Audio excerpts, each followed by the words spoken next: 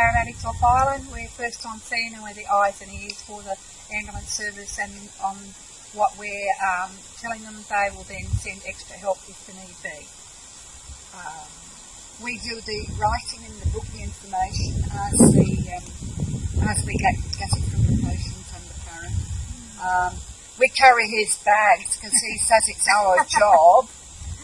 We race up to the end of the jetty and get the wheelchair if need be. So his then 100% attention is on the patient. So we do all the extra bits and pieces from there on. We actually do this for our community because we saw the need, and I think we all do it we all get something out of it in the fact that we know that we're well appreciated. The main thing is perhaps that you need the first aid certificate in order to join. It might be a bit helpful if you've had some sort of, caring or nursing experience. It's not absolutely necessary, but sometimes it's an advantage. What do you do? I'm thinking you've been covering everything. Sorry, or you say something. I think I just like the unpredictability of it all. And we know we're doing you don't know what you're actually going to go to because messages are a bit obscure. So you could be going to anything, so you just have to have your wits about you. And good common sense. At the same time as the paramedics called on the pager system and on the phone, and so when he gets called, we get called, because if he's off island, then we're the first response team. So that's when we become the eyes and ears for the paramedics and for the comms, which is the communication centre. Well, the only way you can contact is on the 000, that's 000. Do not call the first responders, even if you know them.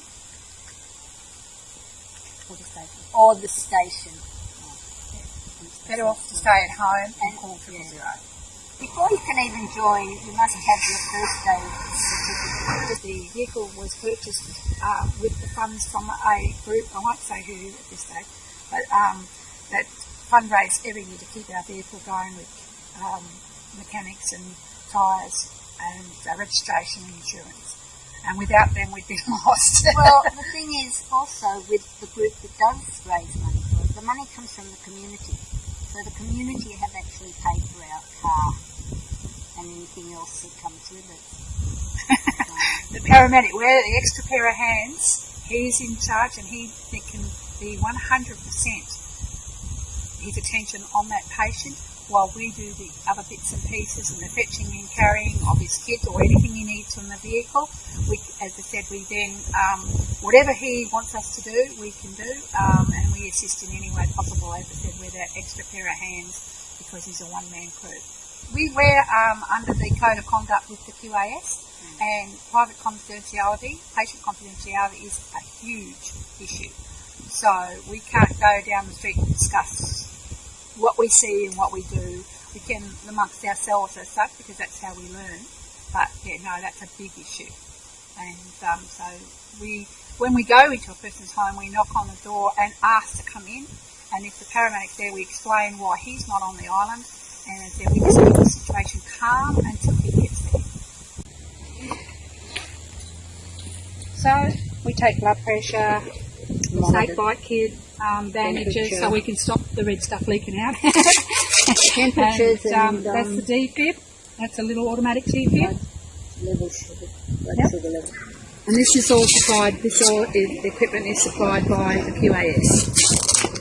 And that's the oxyviva, which has also suction on it. So that's the mask. So, as I said, we can stop the red stuff from leaking out and we can put air back in. The spare oxygen tank there. So it's quite well set up. As you can see, if we are pulling this equipment in and out of our own cars, it gets damaged. And that's gross.